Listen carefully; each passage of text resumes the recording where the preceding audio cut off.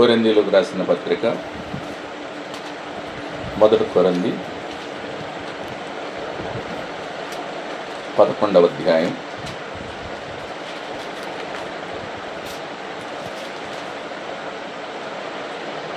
28 నుంచి 32 వరకు మార్చి చదువుదాం.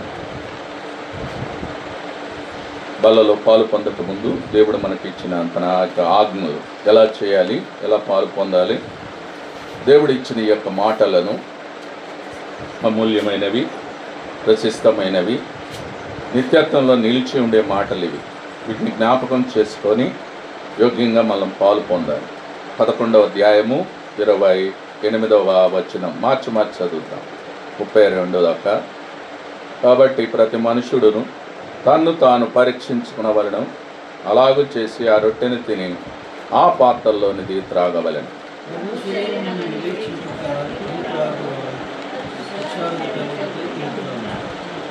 ఇందువలననే మీలో అనేకులు బలహీనులను రోగులనై ఉన్నారు, చాలామంది నిద్రించుచున్నారు.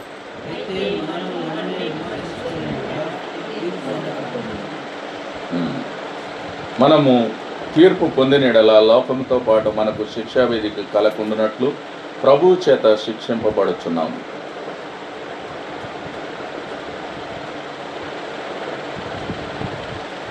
అలాగే 2వ కొరింథీ 5 2వ కొరింథీ 5వ అధ్యాయము 10వ వచనం కూడా అందరం కూడా కలిసి చదువుదాం. 2:10 ఎందుకనగా తాను జరిగించిన క్రియల చొప్పున అవి మంచివైనను సరే చెడ్డవైనను సరే దేహముతో జరిగించిన వాటి ఫలమును ప్రతివాడును పొందినట్లు మనమందరము క్రీస్తు న్యాయపీఠం ఎదుట ప్రత్యక్షము కావాలి. మరి ఒకసారి, ఎందుకనగా తాను జరిగించిన క్రియల చొప్పున అవి మంచివైనను సరే చెడ్డవైనను సరే దేహముతో జరిగించిన వాటి ఫలమును ప్రతివాడును పొందినట్లు మనమందరమును క్రీస్తు న్యాయపీఠం ఎదుట ప్రత్యక్షము కావాలి. దేవుడి వాక్యం కొరకు ప్రభు వైపు చూద్దాము. ప్రార్థన. ప్రేమగల తండ్రి, ఇంతవరకు ఆత్మతో సత్యముతో నిన్ను ఆరాధించి నిన్ను మహింపరిచే భాగ్యము సంఘముగా మాకు ఇచ్చారు. మరి 2వ కొరింథీ 5:10 జ్ఞాపకం చేసుకొనండి. 1 కొరింథీ 11, 28, 32 ఈ వచనాలు జ్ఞాపకం చేసుకొని మీరే బోధకులై మీ మాటలే మాకు వినిపించండి తండ్రి. మీరు మంచి బోధకుడు తండ్రి. ఆయన మరి నీ మాటలు మాకు ఆయన మానవులు మాట్లాడితే మాట్లాడితే ఎవరు వినరు తండ్రి. నీ మాటలు చాలా శ్రేష్టమైనవి, అమూల్యమైనవి, ప్రశస్తమైనవి నాయన. మరి మీరే మా ఎడల నీ కృపా కనికరాలు చూపించండి. ముందున్న సమయాన్ని నాయన మాకు ఎంతో అది మేలుకరంగా నీ నామానికి మహిమకరంగా చేయండి నాయన. రక్షించుకొని బలలో యోగ్యంగా మేము పాలు పంపులు పొందడానికి మాకు సహాయం చేయమని యేసు నామమున స్తోత్రములతో సమర్పించి అడిగి వేడుకొనుచున్నాము తండ్రి. అందరం కూడా బైబిల్ పల్లవి పాడదాం. బలి బలి మాట బంగారు మాట. బలి బలి మాట బంగారు మాట, బైబిల్లో మాట యేసు మాట. భలే భలే మాట బంగారు మాట, బైబిల్లో మాట యేసు మాట. నా జీవితాన నీ జీవితాన మరువని మాట యేసు మాట. నా జీవితాన నీ జీవితాన మరువని మాట యేసు మాట. భలే భలే మాట బంగారు మాట, బైబిల్లో మాట యేసు మాట. యేసు మాట యేసు మాట. యేసయ్య మాట. భలే భలే మాట బంగారు మాట అన్నమాట. కాబట్టి అది బంగారాన్ని ఎలా దాస్తారు ఇందాక అన్నాం, ఎలా దాచుకుంటారు అలా దాచుకోవాలి దీన్ని. కాబట్టి వాక్యాన్ని చదివిన మనము బలలో పరీక్షించుకుంటాం. ఇది ప్రభు శరీరం. ఆయన శరీరానికి ఆయన చనిపోయినాడు కల్వరి శిలువలో, మన కొరకు ప్రాణం పెట్టి సమాధి చేయబడి తిరిగి లేచారు. తిరిగి లేచి ఆయన ఇచ్చారు ఒక ఆజ్ఞ, నేను వచ్చే వరకు ఇలాగ నన్ను జ్ఞాపకము చేసుకోనండి. జ్ఞాపకం చేసుకోవాలి. ఆయన మరణానికి సాదృశ్యం ఇది అన్నా, ఎందుకంటే ఆయన శరీరానికి సాదృశ్యం అది. ఆయన మన కొరకు నలగొట్టబడ్డాడు, దున్నబడ్డాడు, మన కొరకు పొడవబడ్డాడు, ఉమ్మివేయబడ్డాడు, ఎన్నో వేదనలో పడ్డాడు. వాటన్నిటిని ఏం చేయాలి? జ్ఞాపకం చేసుకోవాలి బలలో. అవి ఆ శరీరానికి సాదృశ్యంగా పెట్టినవు ప్రభువా. నీ మరణ, భూస్థాపన, పునరుద్ధానాల ద్వారా మరణమయ్యారు. ఆయన మరణమై సమాధి చేయబడి పునరుద్ధానుడై అది జీవముతో కూడిన నిరీక్షణ ఇచ్చారు. అందుకే పునరుద్ధానమును జీవమును నేనే అన్నారు. నా యందు విశ్వాసం ఇచ్చిన వాడు చనిపోయినను ఆయన యందు విశ్వాసం ఉంచాం, మనం బ్రతుకున్నాం.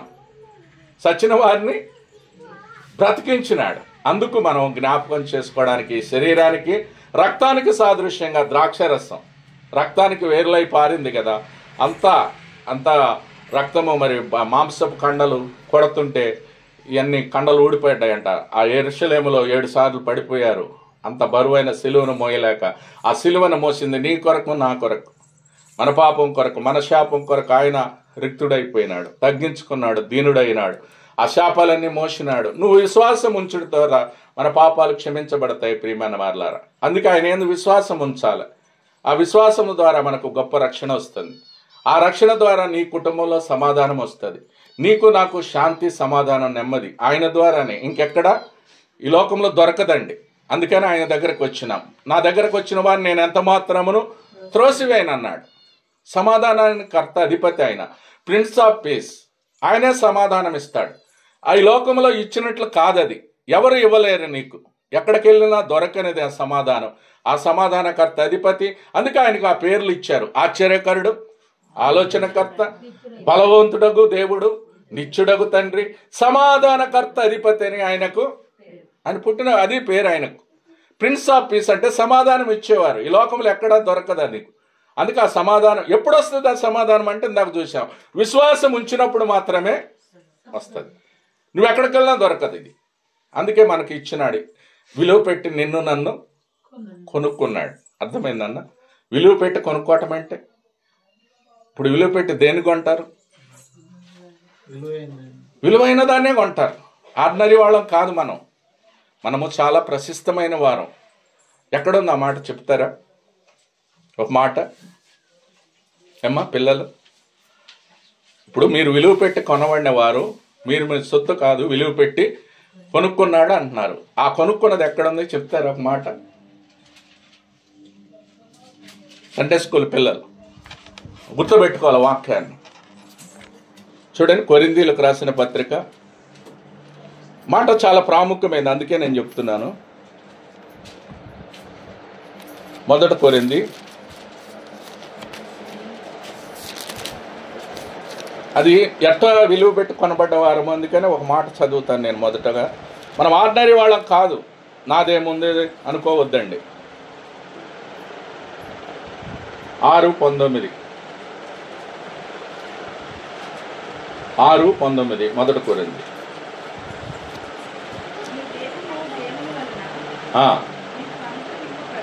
మీ దేహము దేవుని వలన మీకు, అంటే ఈ దేహము ఎవరి వలన ఇచ్చాడు మనకు?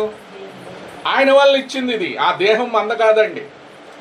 ఆయన ఆది ఆదాములను నిర్మించి స్వహస్తాలతో తయారు చేసి ఆయన ఇచ్చాడు దేహాన్ని మనకు. ఈ దేహము దేవుని వల్ల మీకు అనుగ్రహింపబడి మీలో ఉన్న పరిశుద్ధాత్మకు ఆలయం ఉన్నదని మీరు, మనలో మన్న ఉన్నదన్నా పరిశుద్ధాత్ముడు మనలో ఉన్నాడు, దానికి ఆలయం ఉన్నదని మీరు ఎరగరా? మీరు మీ సొత్తు కారు. మన సొత్తు కాదు. ఎవరి సొత్తు? యేసయ్య సొత్తు. మీరు మీ సొత్తు కారు. ఎందుకన్నాడంటే అక్కడ ఇప్పుడు 20వ వచనం, విలువ పెట్టి కొనబడిన వారు గనుక మీ దేహములతో దేవుని. మనం ఎవరము? విలువ పెట్టి. ఏ వస్తువుకైనా విలువ పెట్టి కొన్నదాన్ని ఎంత జాగ్రత్త పెడతారు? ఇది ఎట్ట పెడతాడు? పారేస్తామా? విలువ పెట్టి కొన్నాం. వర్షం వస్తే మంచిగా ప్యాక్ చేస్తాం తడవకూడదని. ఎక్కడ పడకూడదు. నేను తడిసినది అంతే కదన్నా. నేను ఒకళ్ళు తడవ ముద్ద వచ్చు, దాన్ని తడనిస్తామా? విలువ అది. ఎందుకంటే దాన్ని తడిస్తే పని చేయదు అది. ఇప్పుడు మనం కూడా లోకంలో విలువ పెట్టి కొనుక్కున్నారు, మరి లోకంలో కలిస్తే మనకు ఉపయోగము విలువ లేదు మనకు. అందుకే విలువ పెట్టి కొనబడ్డారంటే అర్థం అది, మనలో ఆయన సొత్తుగా చేసుకున్నారు. ఇప్పుడు దేవుని ఆలయం అంట మనం ఎవరము. ఇంకొక సరే అదన్నా చెప్పండి, మీరేమి ఆలయం అనే మాట ఎక్కడుంది? మొదటి కొరింథీ 3:16 చూడండి. 3 అందుకే వాక్యాన్ని చదవాలి, అనుదినం చదివితే. మొదటి కొరింథీ 3. ఆలయం అంటే ఎవరు? మనమే దేవుని ఆలయం. కట్టడాలు కాదు. కొంతమంది ఏదో కట్టుకుంటే ఎక్కడికో పోతే సమాధానం వస్తుంది, నేను అక్కడికి పోయినా ఆ దేశం పోయినా ఈ దేశం పోయినా సమాధానం ఎక్కడికి పోతే రాదు, ఎక్కువైతుంది అసమాధానం. ఎక్కడికన్నా వెళితే ఏమవుతుంది? ఒకళ్ళు పోయిన వాళ్ళు తిరిగి వస్తారా లేదు, సరిపోయినారు. నేను ఆ కంపెనీలో దౌలతాబాద్ దగ్గర చేస్తున్నా. ఒక 2 వ్యాన్లు కరీంనగర్ వాళ్ళు 2 వెహికల్లో బయలుదేరారు. 2 ఏం వ్యాన్లు అంటారు, తుఫాన్లో. ఒక్కొక్క దాంట్లో 20 మంది 15 మంది ఉన్నారు. ఆడవాళ్ళంతా ఒక దానిలో ఉన్నారు, మగవాళ్ళంతా ఒక దానిలో ఉన్నారు. అందరూ వెళ్ళారు టూరు, దేవుని చూద్దామని. చూసుకున్నారు, అయిపోయింది. మళ్ళీ తిరిగి వస్తున్నారు. తిరిగి వచ్చే టైంలో అక్కడి నుంచి సంగారెడ్డి నుంచి దౌలతాబాద్ వెళ్ళే రోడ్లో మధ్యరాత్రిలో వచ్చారు. నేను నైట్ షిఫ్ట్లో ఉన్నాం అక్కడ ఆ కంపెనీ ముందు. అక్కడ ఒక లారీ ఆగిపెట్టారు. మరి ఆ లారీ ఏమైంది, ఆయన వస్తూ పోయాడు, డ్రైవర్ లోరికి వచ్చి దానికి కొట్టాడు. ఒక్కళ్ళ మిగలలేదండి ఆ స్పీడ్లో. ఆడవాళ్ళు ఉన్నారు, ఆడవాళ్ళంతా ఒక దానిలో ఉన్నారు, మగవాళ్ళంతా. ఆడవాళ్ళు అన్నది నర్సాపూర్ వెళ్ళిపోయింది. వాళ్ళు కొట్టేసి ఒక అర్ధగంట తుఫాన్ కూడా పోయింది. వాళ్ళు వెళ్ళిపోతున్నారు. ఇక్కడ కొట్టేసి వీళ్ళందరూ ఇక్కడ. అప్పుడు వచ్చేసి మా సెక్యూరిటీ గార్డు, నేనన్నా షిఫ్ట్లో సార్ అనుకుంటూ వచ్చాడు. ఏంటన్నా ఇక్కడ ఒక అతను వెహికల్ పడిపోయింది సార్, ఇట్టా చేసి అందరూ ఇట్ట అయిపోయారని. చూస్తే ఏముందండి, వెంటనే పోలీసులకు చేసి మా మేనేజ్మెంట్కి చేసి అందరూ వచ్చారు. పోలీసులు అత్నూర మండలం నర్సాపూర్ నుంచి అందరూ వచ్చారు. 15 మంది సాచిపోయారని మాటలో ఒక కుమారుడు బతికాడు. ఆ వెహికల్ వెళ్తుంది. ఫోన్ చేయండి, అందరికి ఏం చేస్తాం? ఒకరికప్పుడు చేసి అక్కడ ఆడవాళ్ళకి వాళ్ళు తుఫాన్ దాటిపోయారు అప్పటికి. ఇక వాళ్ళు చేస్తే అప్పుడు వాళ్ళు అనుకోని 1 గంట తర్వాత వచ్చారు. వీళ్ళు తీద్దామంటే కూడా రాట్లా, బయటకి ఇరుక్కుపోయి అట్టున్నాయి శవాలు. అప్పుడు వెల్డింగ్ మిషన్ చేసి కంపెనీలు వచ్చి మొత్తం పోలీసులు చెప్పారు కట్ చేయమంటే ఒక్కొక్కళ్ళు కట్ చేసుకుంటూ తీసాం. ఆడవాళ్ళు వచ్చి ఏమంటారు తెలుసా, మేము దేవుడి దగ్గరికి పోయాం కదా, మాకేంటి అన్యాయం. వాళ్ళు ఎక్కడికి వెళ్ళారు? దేవుని దగ్గరికి వెళ్ళి వస్తున్నారు. వాళ్ళు ఏమీ మామూలుగా ఎంజాయ్ చేసి రావట్లేదన్నా, దేవుడి దగ్గరికి వెళ్ళారంట వాళ్ళు అనే మాటలు అవి నేను విన్నాయి చెప్పేది. మేము దేవుని దగ్గరికి వెళ్తే మాకు ఎందుకు అన్యాయం చేసిండు అంటారు. ఎవరా ఎక్కడికి వెళ్ళారు మీరు? అందుకే ప్రియమైన వాళ్ళారా, మనము ఎక్కడికి వెళ్ళామనుకుంటే ఏదో జరుగుతుంది అనుకోకూడదు. కాబట్టి ఎక్కడికి వెళ్ళినందువల్ల ఏమి రాదు, నీకు పుణ్యం ఎక్కువ అవుతుంది ఇంకా. అందుకే మనం ఏం చేయాలంటే, ఇక్కడ ఏమంటున్నాడు 3:16లో, మళ్ళీ ఒకసారి చదవండి. మనమే దేవుని ఆలయమై, మీరు దేవుని ఆలయమై ఉన్నారనియు దేవుని ఆత్మ మీలో నివసించుచున్నాడని మీరు. అంటే దేవుడు మనలో ఉన్నాడంట, దేవుని ఆత్మ మనలో. ఇందాక నేను అన్నా, ఎప్పుడైతే పాపాలు ఒప్పుకున్నామో పరిశుద్ధాత్ముడు మనలోకి వచ్చాడో, పాపక్షమాపణ కలిగిందో, మారు మనసు పొందినామో, 2:38 అపొస్తలుల కార్యాలు, పాపక్షమాపణ, మారు మనసు అనుభవం, రక్షణ అనుభవం రోమా 10:9 ఉంది. అదేమనగా యేసు ప్రభువు నీ నోటితో ఒప్పుకొని ఆయన మృతులలో నుండి తిరిగి లేచాడని నీ హృదయమందు విశ్వసించినడలా నీవు, అది రక్షణ అంటే. అప్పుడు ఆత్మ వచ్చినట్టు. నీ హృదయంలో ఎప్పుడైతే విశ్వసించినావో పరిశుద్ధాత్ముడు, అప్పుడు ఆత్మ ద్వారా అది జన్మించడం, అది నూతన జన్మ అనుభవం.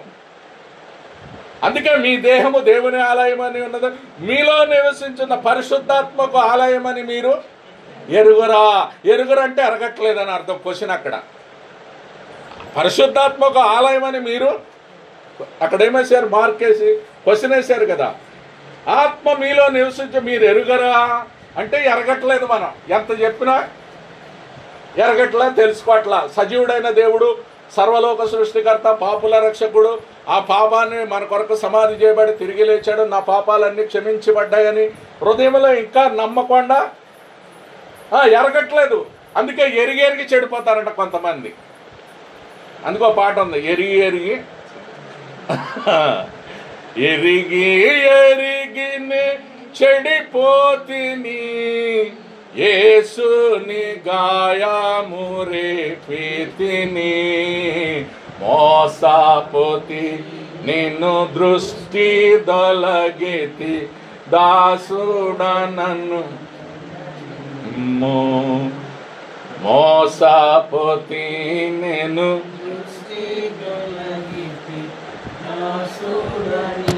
చూడనిమ్ము, ప్రభు యేసు నా రక్షక, నొసగు కన్నులు నాకు నిరతము నిన్ను చూడా, ప్రభు యేసు నా రక్షక, నొసగు కన్నులు నాకు నిరతము నిన్ను చూడా, అల్ఫయు నీవే ఒమేగయు నీవే, అల్ఫయు నీవే, ప్రభు యేసు నొసగు కన్నులు నాకు కన్నులున్నాయి కానీ చోట్ల, చెవులున్నాయి కానీ వింటలా. మరి ఇలాంటి వారిని నేను ఎరిగే చెడిపోతున్నా, నాకు నీ కన్నులు దయచే నాయన, చూసే భాగ్యం దయచే. నువ్వు అల్ఫయు నీవే, ఉమేగాయు నీవే. అల్ఫా అంటే మొదటి అక్షరం గ్రీకులో, ఉమేగా అంటే ఆకారాక్షరం. అంటే మొదటి వాడువు నీవే, కడపడి వాడువు నీవే, ఆదియు నీవే, అంతము నీవే, సర్వలోక సృష్టికర్తవు, పాపుల రక్షకుడు. కాబట్టి దేవాది దేవుడు ఆయన, పాపుల రక్షకుడుకు మన కొరకు దేవాది దేవుడు అయ్యుండి నీ కొరకు నా కొరకు ఈ లోకానికి దిగి వచ్చి ప్రాణం పెట్టి కలవరిసి చనిపోయి సమాధి చేయబడి తిరిగి లేచాడని నీ హృదయంలో విశ్వసిస్తే నీకు రక్షణ వస్తుంది. అలాంటి రక్షణ వచ్చినప్పుడు ఆయన అందుకంటున్నాడు, మీరు నమ్మితే చాలు. అందుకన్నారు, మీ దేహము దేవునికి మీ ఉన్నది, మీ ఆత్మలో దేవుని ఆత్మ మీలో నివసించుతున్నాడని మీరు ఎరగరా. ఎవడైనాను దేవుని ఆలయమును పాడు చేసినడలా దేవుడు వానిని పాడు చేయును. దేవుని ఆలయం పరిశుద్ధమై ఉన్నది, మీరే ఆయన అంటే మీరే ఆయన ఆలయం అంటే రెండేసి కింద అన్నారు. మీరును చూడండి, ఈ పాపుని, ఈ అపరిశుద్ధుడిని, ఈ యొక్క పాపాత్ముడిని దేవుడు అంటున్నాడు మీరే పరిశుద్ధులై ఉన్నారంటాడు. అంటే పరిశుద్ధులుగా తీర్చినాడు. ఇప్పుడు పాపిని ఏం చేశాడు? ఈ ఆలయంగా చేశాడు. అంటే ఏంటి? ఆయన అమూల్యమైన గొర్రె పిల్ల. ఈ లోకంలో చేస్తే గొర్రెలు మేకలకు వస్తారు. ఎందుకు? ఆ రక్తం ద్వారా విమోచన కలుగుతుందని. అందుకే యేసు ప్రభువునే మన కొరకు గొర్రె పిల్లకు వధించారు. ఆ రక్తం అమూల్యమైన రక్తము. అందుకే మనల్ని విమోచించి కొనుక్కున్నాడు. అందుకే మనం ఆయన సొత్తు అయినాం. ఎవరి సొత్తు? ఇప్పుడు మనం ఆయన సొత్తు అయినాం. మన ఆత్మ దేవునికి ఆలయమై ఉన్నది. మనలో దేవుడు నివసిస్తున్నాడు. మనలో పరిశుద్ధులుగా తీర్చాడు, నీతిమంతులుగా తీర్చాడు, ఉచితంగా పుక్కటకు తీర్చాడు. ఎంతండి? ఏమైనా ఖర్చు పెట్టామా? పుక్కటకు వచ్చిందంటారు. ఉచితంగా నీతిమంతులుగా. చూడండి అది ఎక్కడుంది? మొదట రోమా 3:24. అందుకే విలువ పెట్టుకున్నారు. ఈ ఆలయాన్ని పాడు చేయకూడదు. పాడు చేస్తే ఆయన మనల్ని పాడు చేస్తాడంట. పరిశుద్ధంగా కాపాడుకోవాలి మనమే. 3:24. కాబట్టి నమ్మువారు, చూడండి, కాబట్టి నమ్మేవారు ఆయన కృపచేతని క్రీస్తు యేసునందలి విమోచన ద్వారా ఉచితంగా తీర్చాడు. ఇప్పుడు మనల్ని పుక్కటకు వచ్చిందాన్ని. అమ్మా, పుక్కటకంటే వాల్యూ లేదు కాబట్టి మనల్ని విలువ పెట్టి, ఇప్పుడు అందుకే బైబుల్ని మనం ఉచితంగా కొంతమంది ఇస్తారు, వాల్యూ ఉండదని దానికి ఖరీదు పెట్టారు. ఉచితంగా ఇస్తే పారేస్తారు. అందుకే విలువ పెట్టి నాదంటారు. పిల్లలు మేము కొనుక్కున్నామంటే ఏం చేస్తారు? అందుకే ప్రతి ఒక్కరికి బైబుల్ అనేది అవసరం. ఇది ఆది అందు వాక్యం ఉండను, వాక్యము ఇది పరిశుద్ధ గ్రంథం అని ఉంది కదా, పరిశుద్ధులుగా మళ్ళీ తీర్చింది. అందుకే ఈ వాక్యం నీ ఇంట్లో ఉంటే దేవుడు అందుకు ఉండాలి. ఆ వాక్య బైబుల్ గ్రంథం ఎందుకు ఉండాలి? ఇప్పుడు బైబుల్ ఎందుకు ఎత్తి పాడమంటాం? క్షేమాంటి చెప్తుంది విబిఎస్లో క్లాసులో ఏం చెప్పిందంటే, ఈ బైబిల్ని అంట గణపరిస్తే అది మనలను దీన్ని గణపరచాల. నన్ను గణపరచు వారిని నేను. ఇప్పుడు నువ్వు ఇది మోసినావు అనుకో, బతికున్నప్పుడు. మనం మోస్తే మనల్ని అది చచ్చిపోయినప్పుడు అది మోస్తుందంట మనల్ని. అందుకే దాన్ని ఏం చేయాలా? ఆది అందు వాక్యం ఉండను, వాక్యము దేవుడై ఉండను. ఆ వాక్యమే కృపా సత్య సంపూర్ణంగా మన మధ్య నివసిస్తున్నాడు. మొదటి యోహాను సువార్త 1:14. ఆ వాక్యమే శరీరధారి అయి వచ్చింది. ఆ వాక్యమే ఆది అందున్న దేవుడు. అలాంటి యెహోవా దేవుడే కుమారుడిగా యేసుక్రీస్తు ప్రభుగా శరీరధారి ఈ లోకానికి వచ్చినాడు. ఆయన శరీరధారి అయి పాపాన్ని గూర్చి, తీర్పును గూర్చి, నీతిని గూర్చి ఒప్పింపజేయడానికి ఈ లోకానికి వచ్చాడు. సమృద్ధైన జీవం ఇవ్వడానికి వచ్చాడు. మరణ భయాన్ని తీసివేయడానికి చాలా ఉన్నాయి. వీటన్నిటి ద్వారా మనకు విమోచన కలిగింది ప్రియులారా. అందుకే మనలో నివసిస్తున్నాడు ఆర్డినరీ మనిషి కాదు, పరిశుద్ధాత్మక ఆలయమై ఉన్నాం. మనం ఎవరమండి? పరిశుద్ధాత్మకు. ఇది చూడండి, పాపిని పరిశుద్ధుడు అంటున్నాడు. అందుకే పాపిని పరిశుద్ధుడిగా చేశాడు, అనీతిమంతుడు నీతిమంతుడిగా తీర్చినాడు. పాపాత్ములందరినీ ఆ సర్వలోక సృష్టికర్త, పాపుల రక్షకుడు యేసు ప్రభువు వారు. అందుకే పాపుని ఆయన యందు విశ్వాసం ఉంచిన వారికి శుభప్రదమైన నిరీక్షణ పరలోక రాజ్యంలో భాగం ఉంది. నాకు ఒక భాగం ఉంది అంటారు. ఏం భాగం? అన్నదమ్ములు పంచుకుంటారు. నా భాగం అంటారు, ప్రాణాలు తీసుకుంటారు దాని కొరకు. కానీ నీకు నాకు పరలోకంలో ఏముంది? జగత్ పునాది వేయబడకుండా నీ పేరు తెలుసు, నా పేరు తెలుసు. అందుకే ఇప్పుడు చాలామంది తెలియకుండా దేవుణ్ణి, సృష్టాన్ని పూజిస్తున్నారు. సృష్టికర్తను వదిలేసి సృష్టిని ఏదంటే దేవుడు అంటున్నారు. ఇది దేవుడు అండి? ఇందులో జీవం ఉందా? జీవం ఎందులో ఉంటుంది? మానవుల్లో ఉంటుంది, మనిషిలో ఉంది జీవం. మీ జీవము మానవు వెలుగై ఉన్నది అంటాడు. అంటే మీలో ఉన్న జీవము చీకటి కాదు, ఏమి అది జీవపు వెలుగు. వెలుగంటే ఇప్పుడు దాకా అంధకారం ఉంటే ఎప్పుడైతే జీవం వెలుగైందో అంధకారాన్ని తీసివేసినప్పుడు లైట్ అయితే ఏమవుతుంది అమ్మా? ఇప్పుడు చీకటి ఉందన్న, ఎప్పుడైతే కరెంట్ లైట్ వేసిన ఏమైందో చీకటి పోయింది. అంధకారంలో మనలో కూడా చీకటి ఉన్నప్పుడు ఆయన ఎప్పుడైతే వచ్చాడో అది జీవపు వెలుగు. ఆ వెలుగు మనలోకి వచ్చినప్పుడు చీకటి పారిపోయింది. అందుకనే ప్రియమైనలారా, ఆ వెలుగు మనలోకి వచ్చింది, ఆ జీవపు వెలుగు ఇచ్చాడు. ఆ వెలుగు యేసు ప్రభువే, దేవుడే వెలుగయ్య. God is light.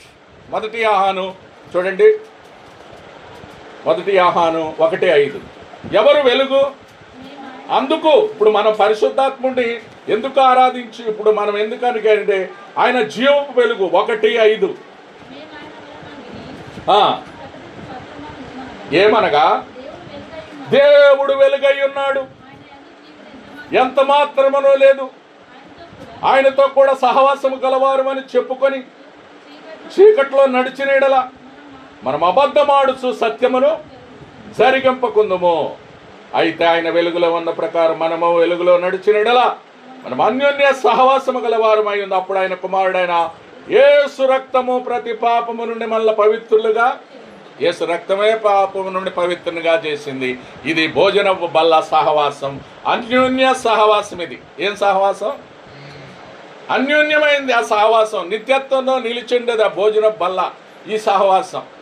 అది ఆయన రక్తము చేత విమోచించబడి కొనబడిన వారికి ఆ సహవాసాన్ని ఇచ్చాడు. చీకటి తీసేసి ఇప్పుడు ఏమైంది? వెలుగునిచ్చాడు. అంధకారం పోయింది, వెలుగిచ్చినాడు. ఆయన కుమారుడైన యేసు రక్తము ప్రతి పాపము నుండి మనల్ని పవిత్రులుగా, ఆయనే పవిత్రులుగా చేశాడు. ఈ పాపిని మీరు పవిత్రులై ఉన్నారు ఎట్టయినాము? అమూల్యమైన రక్తము ద్వారా. కాబట్టి ప్రియులరా, అందుకే ఆ రక్తంతో మనల్ని పవిత్రులుగా చేశాడు. జ్ఞాపకం చేసుకొని ఆయనను ఆరాధిస్తూ ఇప్పుడు దాకా చేసినాం. అందుకే ఇప్పుడు మనము 2 కొరింథీ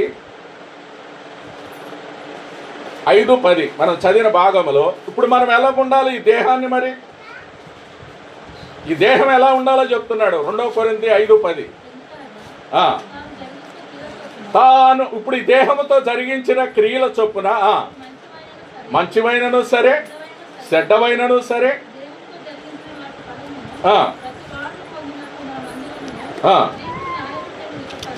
మనమందరం అక్కడ న్యాయపీఠం ఎదుట ప్రత్యక్షం అవ్వాలంట. ఇప్పుడు ఈ దేహం ఇచ్చాడు దేవుడు, ఇది ఆలయం అంటున్నాడు. పరిశుద్ధాత్ముడు మనలో ఉన్నాడు. కాబట్టి ఎందుకు దాన్ని జరిగించే ఈ దేహంతో జరిగించిన క్రియలు మంచివి కానీ చెడ్డవి కానీ. గుడ్ థింగ్స్ ఉంటాయి, కొంతమంది బ్యాడ్ ఉంటాయి. మంచి చేసినా చెడ్డ చేసినా సరే దేహముతో జరిగించిన వాటి ఫలం. అంటే ఈ దేహాన్ని ఇచ్చాడు కదా, దేవుని ఆలయంగా చేసుకున్నాం కదా, మరి ఈ ఆలయాన్ని వెట్ట కాపాడుతున్నావు? పరిశుద్ధంగా ఉంచుకుంటున్నావా? నీకు ఇచ్చిన రక్షణ వస్త్రం శుభ్రంగా ఉందా? ఇప్పుడు పాత్ర ఇంట్లోకి వస్తే శుభ్రంగా లేదా తాగుతారండి? మంచిగా అన్నాము, పాత్రనే నువ్వు తాగో, శుభ్రం కడుక్కొని తీసుకురా తాగుతానంటావు. మరి నువ్వు అపరిశుద్ధంగా ఉంటే దేవుడు అంగీకరిస్తాడా? అందుకే పరిశుద్ధంగా ఇచ్చిన రక్షణ వస్త్రాన్ని పరిశుద్ధంగా కాపాడుకోవాల్సిన బాధ్యత నాది. నాకు ఇచ్చిన రక్షణ, నాకు ఇచ్చిన వస్త్రాన్ని మురికి చేసుకోకూడదు. ఏం చేయాలా?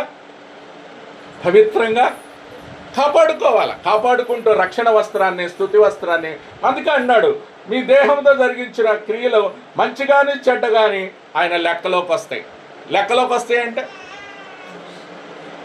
లెక్క అడుగుతాడు. వాని క్రియల చొప్పున ప్రతి వానికి మొదటి 21 కొరింథీ ప్రకటన ఏమి లెక్క అడుగుతాడు చూడండి. 12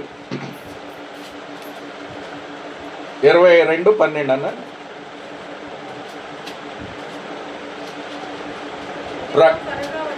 ఇదిగో త్వరగా వచ్చుచున్నాను, వాని వాని క్రియ చొప్పున ప్రతివానికిచ్చుటకు. చూడండి, ఆయన ఒక జీతం సిద్ధపరిచాడండి నీకు. అంటే జీతం అంటే నాట్ శాలరీ, ఇది కరెన్సీ, డబ్బు కాదు. ఇంగ్లీష్ ఇక్కడ జీతం అంటే కొంతమంది డబ్బు అనుకుంటారు. ఇది జీతం అంటే ఏంటి? రివార్డ్ అని ఉంది. ఇంగ్లీష్లో ఏముంది? చదవమ్మా sir. And behold, I come quickly, and my reward is within me. Every man according as his work shall be. Reward అంటే ఏంటి? గిఫ్ట్, బహుమానం ఇస్తాడు నీకు. అక్కడ జీతం కాదు అది. వాని వాని క్రియ చొప్పున ప్రతి వానికి సిద్ధపరిచిన జీతం ఒకటి ఉంది నీకు, ఆ శాలరీ. అందుకే దేవుని కొరకట గిన్నెడు సల్లీలు తూకపోదంట. నువ్వు గిన్నెడు సల్లీలు ఇచ్చినా ప్రభు కొరకు అది ఊకే లెక్కలోకి వస్తుంది. మనం ఎన్ని చేసినా లెక్కలోకి రాదండి. దేవుని కొరకు నువ్వు చేసిందంతా లెక్కే. లెక్క ప్రతిదానికి ఉంది. వాని క్రియలు లెక్క ఏడుస్తాడు. నువ్వు ఏది చేసినా మందిరంలో పని కొరకు, చిన్న పని మొదలుకొని పెద్ద దాకా అదేదన్నా అవ్వచ్చు. అందుకే దావీదు ఒక మాట అంటాడు, ఒకసారి దోసుకొని వచ్చిన సొమ్ము అంతా పంచాలంటే గేట్ దగ్గర ఉన్న వాళ్ళకి ఇవ్వద్దు అంటారు వీళ్ళు అన్న. అప్పుడు ఒక కట్టని నియమించాడు. పైకెక్కి ఎంత చేసి యుద్ధంలో గెలిచి వచ్చినాడో గేట్ దగ్గర కాపలా ఉన్నోడికి కూడా అంతే. అది నియమం, వాడికి అట నియమించాడు. అందుకే నువ్వు చిన్న పని మొదలుకొని పెద్దదాని వరకు మందిరంలో నువ్వు చాపేసినా, నీళ్ళు ఇచ్చినా, మైకు పెట్టినా, ఏదేసినా దేవుని కొరకు నువ్వు ఏదన్నా చేయి. గిన్నెడు సల్లీలన్నీ అది ఊక లెక్కలోకి వస్తుంది. తీర్పులోనికి వచ్చిందంటే లెక్క పెడతాడు. ఇప్పుడు పిల్లోడికి 100 రూపాయలు ఇచ్చినాం, బయటికి పంపించినాం, తీసుకురారా అన్నాం. వచ్చినాక ఏమడుగుతావు? లెక్క అడుగుతారు లేదా బ్రదర్? అడుగుతావు. మరి పిల్లోడికి 100 రూపాయలు ఇచ్చి ఏమైనా కూరగా లెక్క అడుగుతావు. మరి నిన్ను నన్ను అడగడు ఆయన, అడుగుతాడు. లెక్క అడిగినప్పుడు ఏం చెప్పాలా? బళా నమ్మకమైన దాసురాల, నా కొరకు చేసినావు, మంచిగా ఇచ్చావు, ఇదిగో దా పరలోక రాజ్యంలో ఈ పట్టణం పొందంటారు. అందుకే వాని క్రియల చొప్పున మనం ప్రత్యక్షమైన బహుమానాలు ఇస్తాడు. అర్థమైందక్క? ఆ బహుమానాలు ఏంటనేవి నువ్వు ఏమిస్తాడో నీకు తెలియదు. నువ్వేం చేయాలో వాక్యాన్ని చదివి తెలుసుకోవాలి. నువ్వు ఇప్పుడు ఏం బహుమానం వస్తుంది నీకు? వాని క్రియ చొప్పున ప్రతి వానికి సిద్ధపరిచిన జీతము నా యొద్ద ఉన్నది అంటాడు. మరి ఏంటి ఆయన యొద్ద ఉన్న బహుమానం నీకు? మంచి చేసావా చెడ్డ చేసావా వస్తుంది ముందు. మంచిగా గుడ్, బడా నమ్మకమైన దాసుడా. చెడ్డ చేసావా ఏమిస్తాడు? చెడ్డ దాసుడా, చి సోమరమైన. అందుకే ఒకతనికి ఇచ్చాడు, ఒకతనికి 5 తలాంతులు ఇచ్చారు, 5కి 5 సంపాదించాడు. అప్పుడు బళ అన్నారు. ఒకతనికి 2 ఇచ్చాడు, 2కి 2 4 చేశాడు. బళ అన్నాడు. 1 ఇచ్చాడు, ఏం చేయాల? పాతి పెట్టాడంట. అప్పుడు ఆయన్ని చి ఫూలిష్ అన్నాడు, సోమరమైన. మరి ఇప్పుడు మనం మంచిగున్నామా స్వామిరిగా ఉన్నామా? బలా దాసుడిగా అనిపించుకుంటామా? లెక్క అడిగినప్పుడు ఎలాగుంటావు? తీర్పులోనికి వస్తుంది అది. ప్రధాన కాపరి ప్రత్యక్షమైనప్పుడు వాడవారిని మహిమా కిరీటం ఇస్తాడు మంచిగా పరిచర్య చేస్తే. ఇప్పుడు చాలామంది ఆరాధనలో మా ఊరు కొరకు అని, చాలా ధన్యులు మీరు, మా ఊరు కొరకు పెట్టారు దీపస్తంభాన్ని ఆరాధన చేశారు. నాకు ఎంత ఆనందం అనిపించింది. ఎందుకంటే ఒక్కళ్ళ కొరకు, ఒక్క ఆత్మ కొరకు వచ్చాడు యేసయ్య. ఎక్కడికి? సమరయ ప్రాంతానికి. సమరయ స్త్రీ ఒక్కతే కదానా, ఒక్క వారి కొరకు వచ్చాడు. ఒక ఆత్మ రక్షించబడితే దేవునికి ఎంతో సంతోషం. అంత పరలోకంలో గంతులేస్తారంట ఎగిరి, ఒక్క ఆత్మ చాలు. అందుకనే ప్రియమైన వాళ్ళారా, ప్రతిదానికి ఒక లెక్క ఉంది. అందుకే వాణి రోమా చూడండి 2:6 ఏమేమి లెక్కలు అడుగుతాడు నిన్ను? మరి నువ్వేం చెప్తావు? 2:6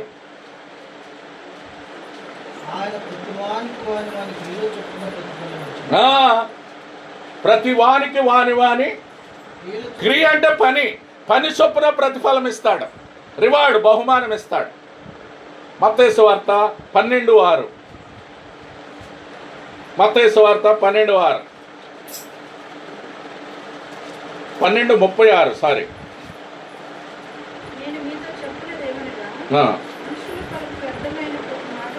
చూడండి, ఇది గమనించండి. 12 మత్తయి సువార్త 6:36లో చదవండి అమ్మ. నేను మీతో చెప్పేది ఏంటంటే, మనుష్యుల పలుకు వ్యర్థమైన ప్రతి మాటను గూర్చి విమర్శ దినమున లెక్క. విమర్శ ఉంది, లెక్క చెప్పాలి నువ్వు మాటకు. ఇప్పుడు ఇందాక క్రియ కన్న పనికి లెక్క చెప్పాలన్నా, ఇప్పుడు ఏం చెప్పాలా? నీ నాలుకకు కూడా పెదాలకు లెక్క చెప్పాలి నువ్వు. నీ నాలుక నుంచి వచ్చే మాటకు కూడా లెక్క అడుగుతాడు ఆయన. అందుకన్నాడు ఇక్కడ, ప్రతి వ్యర్థమైన పలుకు ప్రతి మాటను గూర్చి విమర్శించిన లెక్క చెప్పవలసి. నీ మాటను బట్టి నీతిమంతుడు అని తీర్పు నొందుదో, నీ మాటను బట్టి అపరాధని ఎవరో చెప్పరో, ఎవరో వచ్చేదో సాక్ష్యము. నీ మాటను బట్టే నువ్వు అపరాధం అని తీర్పు వస్తుంది. నీ మాటను బట్టే నువ్వు నీతిమంతుడు అని ఎవరో చెప్పాల్సిన సాక్ష్యం అవసరం లేదు. నీ మాట ఇప్పుడు ఈ పలుకే చెప్తుంది. అందుకంటారు నీ మాట చెప్తున్నాయి కదా. ఏమంటారు ఈ లోకంలో కూడా? ఏమంటారు? నీ మాటలో అరే ఇటు అబద్ధం ఆడతావు. ఎందుకు చెప్తారు? ఇప్పుడు గోడక చెవులు ఉన్నాయి అంటారు కొంతమంది. గోడకట్టు చెవులు ఉన్నాయి అంటే ఇప్పుడు ఇంట్లో మాట్లాడుకున్నారనుకో, గోడలో ఇప్పుడు నువ్వు అక్కడే ఉన్నావు ఇంట్లో, ఎవరు వెళ్ళలేదు అనుకుంటాం మనం. అందుకే దేవుడు అంటున్నాడు గోడకి ఏం పెట్టాడు? చెవులు పెట్టాడంట. అంటే గోడ కూడా ఉంటుంది. గోడ కూడా గోడకు చెవులు ఉన్నాయి జాగ్రత్త అంటారు లోకంలో. చాలా బోర్డులు పెడతారు, కుక్కలు ఉన్నాయి జాగ్రత్త. అందుకే భయపడకండి కుక్కలు ఉన్నాయి అంటారు. అంటే గోడకు చెవులు ఉన్నాయి జాగ్రత్త. ఇంట్లో మాట్లాడేటప్పుడు ప్రతి మాటకి ఏం చేయాలా? దేవునికి మనలోని ప్రతివాడు తన గురించి తానే దేవునికి లెక్క అప్పగించవలెను.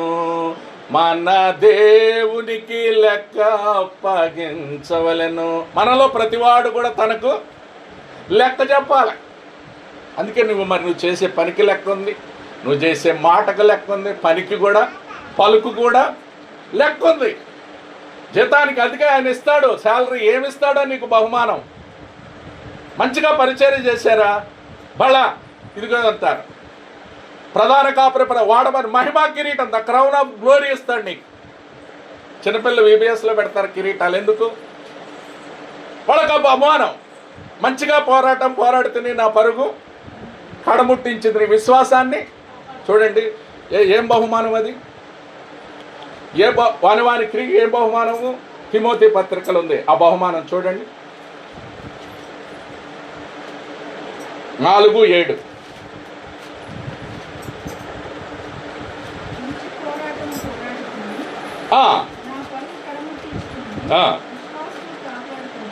ఏం చేశారు? విశ్వాసాన్ని కాపాడుకోవాలా లేదా? ఇప్పుడు మంచి పోరాటము నా పరుగు విశ్వాసాన్ని ఇక మీదట నా కొరకు ఆ దినమందు నీతి గల న్యాయాధిపతి అయి ప్రభు అది నాకు మాత్రమే కావడం తన ప్రత్యేకతను అపేక్షించే వారికి అందరికీ అనుగ్రహిస్తాడు. నీతిమంతుడు న్యాయాధిపతి, జడ్జిమెంట్ ఉంది ఆయన ప్రత్యక్షమైనప్పుడు. నీతి కిరీటం ఎవరికి ఇస్తారు? మంచిగా పరిచర్య చేస్తే ప్రధాన కాపరి మహిమా కిరీటం. ఏది? పేతురు పత్రిక, అది నాకు చదివిందన్న చదివాము. అది చూడండి, పేతురు 4. ఏం కిరీటం అక్కడ వచ్చేది? బహుమానము.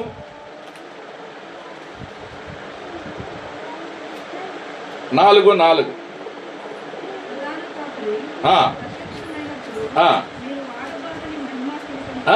ప్రధాన కాపరి వచ్చినప్పుడు వాడు మహిమా కిరీటం, మంచిగా పరిచర్య చేసిన వాళ్ళకి బహుమానం.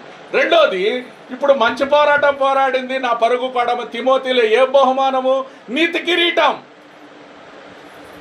ఈ నీతి కిరీటం ఎవరికి వస్తుంది?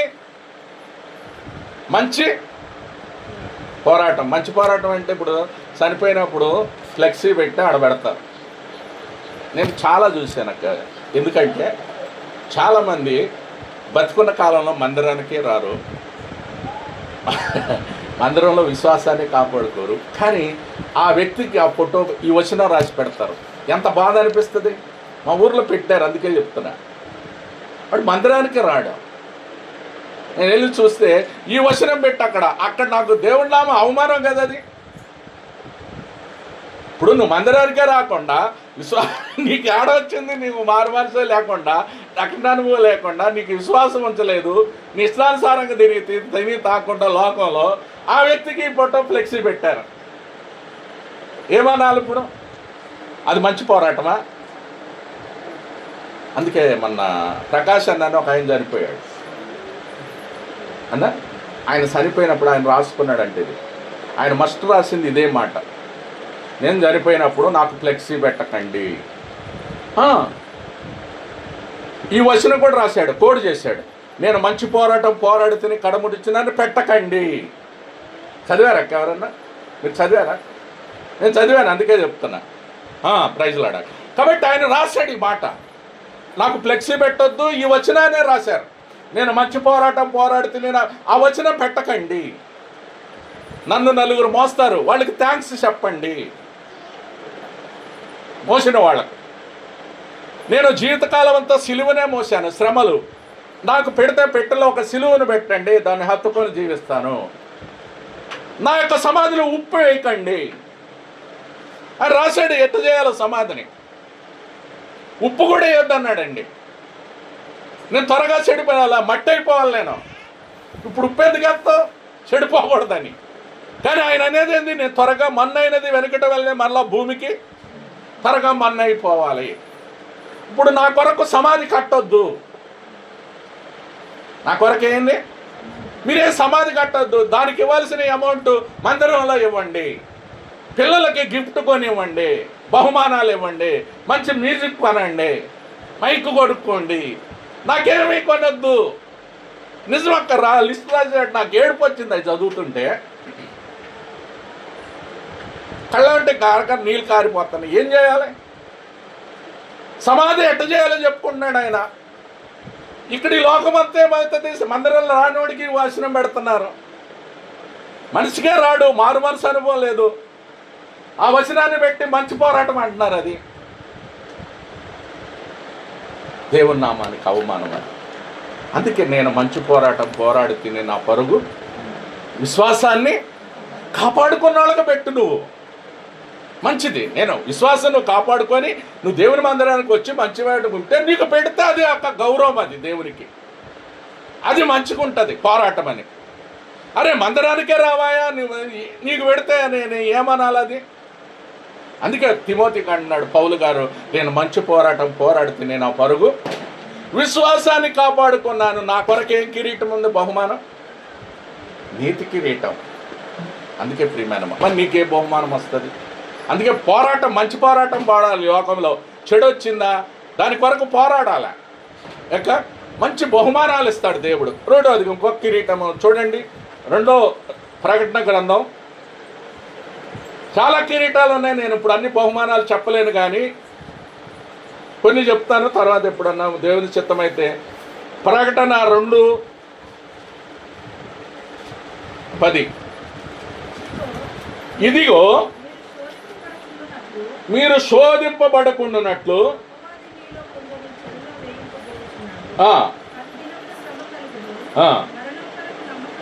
మరణం వరకు నమ్మకంగా ఉండుము. అది ఇది మన ఆరాధన కూడా నమ్మకానికి టాపిక్. నీకు ఒకళ్ళ శ్రమ వచ్చిందనుకో, దినాలే 10 దినములు శ్రమ కలుగును, మరణం వరకు నమ్మకంగా ఉండుము, నేను నీకు. అర్థమైంది నాకు. ఇప్పుడు శ్రమలు నువ్వు సహిస్తే ఏంటి, నాకు శ్రమ వద్దు శ్రమ వద్దా. మరి నీకు జీవ కిరీటం రావాలంటే ఏముండాలా? శ్రమ ఉండాలా. క్రౌన్ ఆఫ్ లైఫ్ రావాలంటే జీవ కిరీటం ఎవరికి వస్తుంది? శ్రమలు సహించిన వారికి జీవ కిరీటం, బహుమానం. వాని క్రియకు మంచి చేస్తే మంచిది, దేవుడు ఇస్తాడు ఆ బహుమానం. కాబట్టి దేశం ఉంటాయి, 10 దినాలే ఉంటాయి. శ్రమలు ఎన్ని రోజులు? 10 అనేది శోధనకు సమయం. 10 రోజులే ఉండొచ్చు. నువ్వు వాటిని జయించాలా. అందుకే జయించిన వారికి దీవెనల మెండు.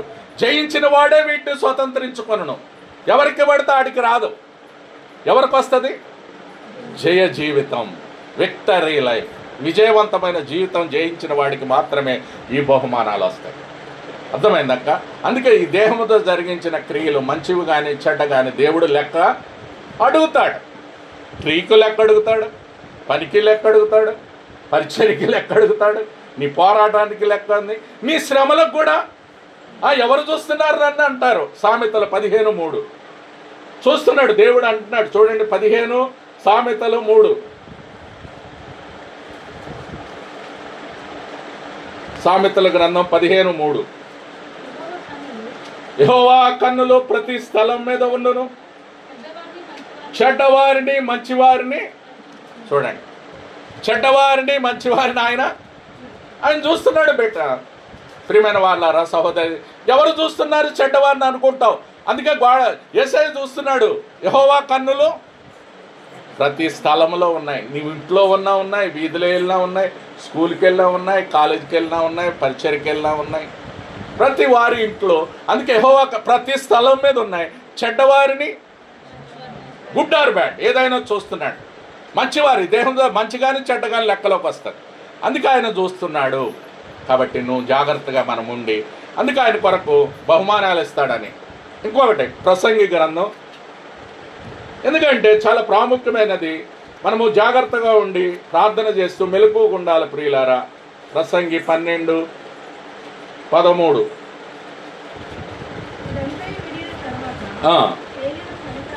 ఇదే దేవుని యందు భయభక్తులు కలిగి ఉండి ఆయన కట్టడలను అనుసరించి నడుచుచుండవలను. మానవ కోటికి ఇదే విధి. గూఢమైన ప్రతి అంశమును గూర్చి ఆయన ప్రతి క్రియను మంచిదే గాని, చూడండి, మంచిదే గాని చెడ్డదే గాని తీర్పులోనికి వస్తుంది లెక్క. అందుకే లెక్క అనేది ఉంది.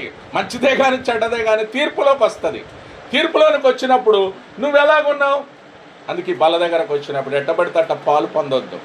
మళ్ళీ మనము పరీక్షించుకోవాలా. దేవుని రాకడ సమీపంగా ఉంది. అందుకే ప్రియమైన వారు, రాకడ 2 రకాలుగా. మెయిన్గా మనకు ఆయన రాకడ ఎట్టుంటుందంటే రహస్య రాకడ. ఇందాక దశలో 4 చెప్పాం. ప్రధాన కాపరి ప్రత్యక్షమైన వాడు మహిమ, ఆర్భాటముతోను ప్రధాన దూత శబ్దముతోను పరలోకము నుండి ప్రభు దిగువచ్చును. క్రీస్తునందుండి మృతులైన వారు, అది రహస్య రాకడ. ఎవరైతే క్రీస్తునందు ఉంటారో ఆయన వచ్చినప్పుడు ఎత్తబడతారు. నువ్వు ఎత్తబడితే గుంపులో ఉంటావా, ఎడబడే గుంపులో ఉన్నారా? ఎత్తబడితే అక్కడికి వెళ్ళినప్పుడు మధ్యాకాశంలోకి వెళ్తాం. అది రహస్య రాకడ. 2 తెలుగురు విసిరితే ఒకళ్ళు ఎత్తారు, ఒకళ్ళు ఉంటారు. భార్యాభర్తల మంచమే, ఒకళ్ళు వెళ్తారు, ఒకళ్ళు ఉంటారు. అర్థం కాదు. వెహికల్ తోలుతుంటే డ్రైవింగ్ చేసేవాడు వాడికి కూడా వెళ్ళిపోతే, రక్షించబడితే వెళ్ళిపోతాడు. రక్షణ లేనివాడే ఉంటాడు అక్కడ. అందుకే ఎవరు వెళ్తారో ఎవరు ఉంటారో తెలియదు. రహస్య రాకడలో మహా రోదన జరుగుతుంది. ఎందుకంటే ఇప్పుడు ట్రైన్ ఉందనుకన్నా డ్రైవర్ మంచోడు అనుకో వెళ్ళిపోతే యాక్సిడెంట్, ఆ ట్రైన్ డ్రైవర్లో ఎవరు నడుపుతారు? అందులో ఉన్నవాళ్ళ పరిస్థితి ఏంటి? ఇప్పుడు ఫ్లైట్ ఉంది, ఇప్పుడు మన గుజరాత్లో 270 మంది చనిపోయారు. ఇప్పుడు డ్రైవరే పోయిండు అనుకో, ఆయన రాకళ్ళ రెప్పపాట్లో వెళ్ళిపోయిండు ఫ్లైట్కి, ఇంకెవరు నడుపుతారు? కూలిపోతాయి ఎక్కడికక్కడికి మహారోదన జరుగు. అందుకే ప్రియమైన వారులారా, ఆయన వచ్చినప్పుడు మహారోదన ఎత్తబడదవా లేక, అందుకే రహస్య అక్కడ తెలియదు. బహిరంగ రాకడంటే 1000 ఏళ్ల పరిపాలన. మళ్ళా 7 సంవత్సరాలు అయిన తర్వాత మధ్యాకాశంలో అక్కడ బహుమానాలు ఇస్తాడు 7 సంవత్సరాలు. అది విశ్వాసులకు. అవిశ్వాసులు ఎట్టాగా ఏడే ఉంటారు, విడవబడతారు. వాళ్ళకి సాక్షులు వచ్చి మరలా చెప్పాల్సి వస్తుంది. ప్రకటన 11వ అధ్యాయంలో 2 సాక్షులు వస్తారు. ఆ ఇద్దరు ఒకళ్ళు నానా రకాలుగా ఉంది. ఏలియా అంటున్నారు ఒకతను, మోషే కొంతమంది అంటారు, యోహాను కొంతమంది అంటారు, ఆనోకని కొంతమంది అంటారు. ఇద్దరిలో అది రాయబడిందని మనకు తెలియదు. కానీ వాక్యాన్ని బట్టి చూస్తే నేను అనుకుంటాను, మత్తయి సువార్తలో యోహాను గురించి రాబో ఏలియా ఇతడే అన్నాడు. మీరు 12వ అధ్యాయం చదవండి. రాబోవు మరి మెన్షన్ చేశాడు. అది యోహాను అనుకుంటున్నా నేను. రాబోవు ఏలియా ఇతడంటే వస్తాడు ఆయన యోహాను గారు. ఏలియా ఎట్టాగో అది అగ్ని దింపాడు అంటే ఒక్కొక్క మర్మం ఒక్కోసారి బయటపడుతుంటుంది అక్క. మనం ఏం చెప్పలేము.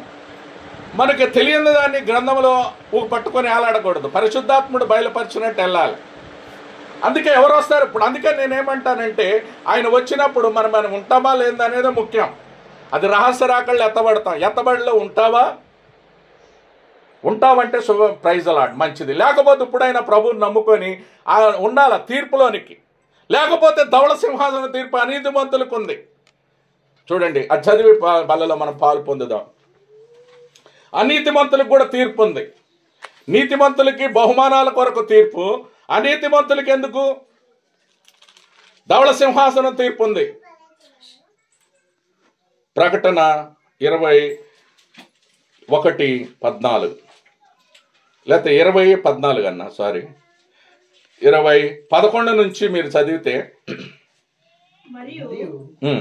ధవళమైన మహాసింహాసనము దాని యందు ఆసీనుడైన ఒకరిని చూచితిని. భూమి ఆకాశమైన సమ్ముఖం నుండి పారిపోయిన వాటికి నిలువ చోటు కనబడకపోయింది.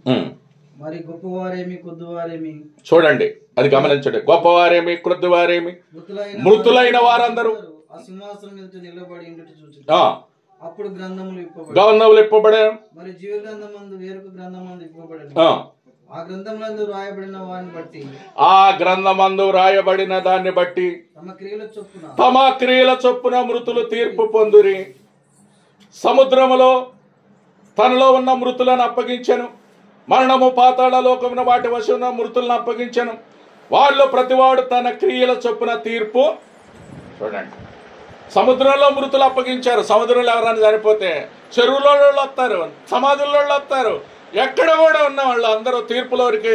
అప్పుడు అందరూ వచ్చారు ఆ తీర్పులోనికి. గ్రంథమందు రాయబడిన మృతులు తీర్పు పొందిరి. సముద్రంలో మృతులు అప్పగించింది. మరణం పాతాళ లోకం వాటి వశం ఉన్న వారిని అప్పగించాను. వారిలో ప్రతివాడు తన క్రియల చొప్పున తీర్పు పొందాను. మరణము మృతుల లోకము అగ్నిగుండములో, ఈ అగ్నిగుండము 2వ. చూడండి 15, ఎవని పేరైనను